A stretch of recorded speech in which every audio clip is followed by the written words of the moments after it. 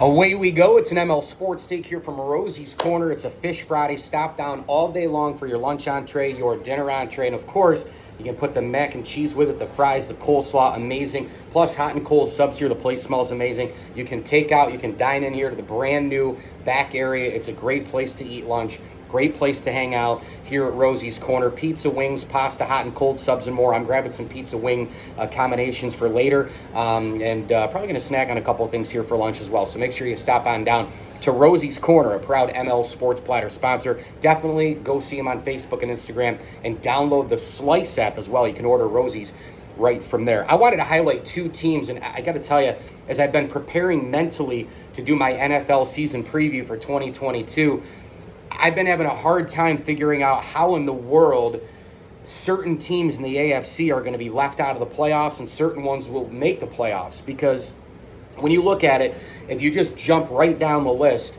and you pick a division winner, you've got still, let's just say you go Bills, Bengals, Colts, and Chiefs, right? Well, you still got to deal with the Dolphins. You still got to deal with the Ravens and Steelers. You still got to deal with the Titans. You still got to deal with the Chargers, Broncos, and Raiders. So there's only 3 wild card spots outside the division winners. However, the Ravens and Steelers, to me, I don't know, this whole AFC North dynamic, the Cleveland Browns are a complete joke for giving Deshaun Watson that guaranteed contract. He should be suspended for the entire year. But hey, classic NFL, they upped the suspension. They increased the fine to 11 games and $5 million respectively. We'll bring him back for the Texans game against his former team because that'll get some ratings. It'll get some, some views and clicks and all that stuff. Makes me sick, but that's what the NFL does. They're all about the storyline thing. As much as I love the league, they do a lot of things that are just absolutely awful character type stuff. But the two teams, and really I think the Bengals could fall into this category too because they're defending AFC champs and people just automatically expect a hangover. They expect a letdown. But the Ravens and the Steelers, to me, are two teams you shouldn't sleep on, okay? The Baltimore Ravens have Lamar Jackson, which is enough said there. He's in a contract year. But it goes beyond Lamar Jackson with the Baltimore Ravens, just like it does with the Pittsburgh Steelers. The Steelers are in the post-Ben Roethlisberger era. However, even despite, the rookie Kenny Pickett and Mitch Trubisky battling it out, although Trubisky's gotten a lot more of the first-team reps here in training camp, they have something built there. It's the Steeler way, right? It's the model. It's I hate using culture because it's overused so much, but it's been there for so long. There's no panic. They don't fire their head coaches. They don't lose their minds after a 2-game losing streak. It's the model. It goes back to the Rooneys. It goes back to Chuck Noll. It goes back to all that stuff. They have a great defense. They're going to be able to pound it down your throat, Najee Harris and company. TJ Watt, I think, is going to win Defensive Player of the Year. You've got Cam Hayward, probably the best, most underrated defensive tackle up front.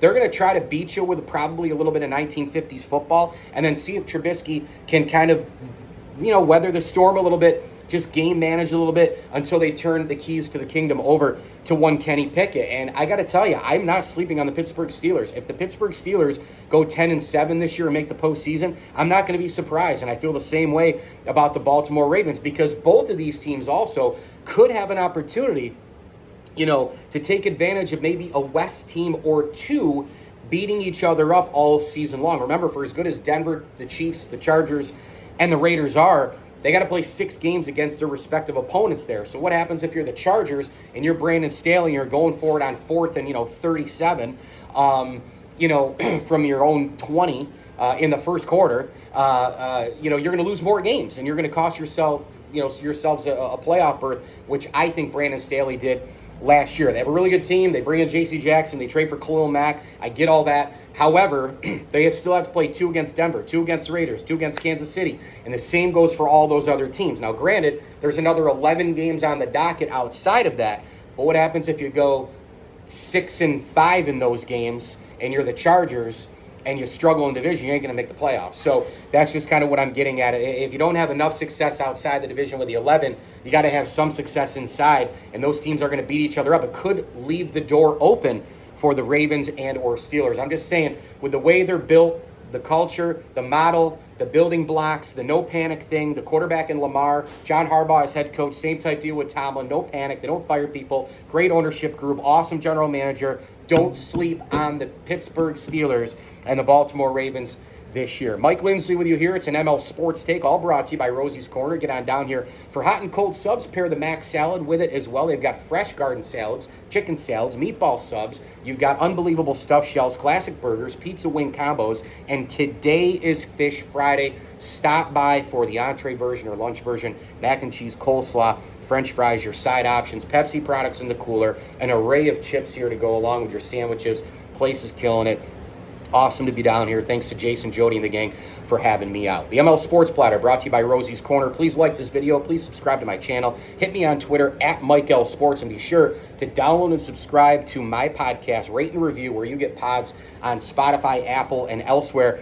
Past guests have included Peter Gammons, Jason Stark, Jim Thome, Burt Blyleven, Sal Berry. There's been a bunch of guys on. I've got David Marinus coming on next week, who's got a brand new biography on Jim Thorpe. He's written the best bios, arguably, of anybody, you know, and on really the biggest names in our country and world history in Bill Clinton and Barack Obama and Vince Lombardi, now Jim Thorpe, and that just starts the list. So make sure you download, subscribe, rate, and review the ML Sports Platter, brought to you by Rosie's Corner, so that you can listen to all of those shows. Thanks for listening. As I always tell you, enjoy the games.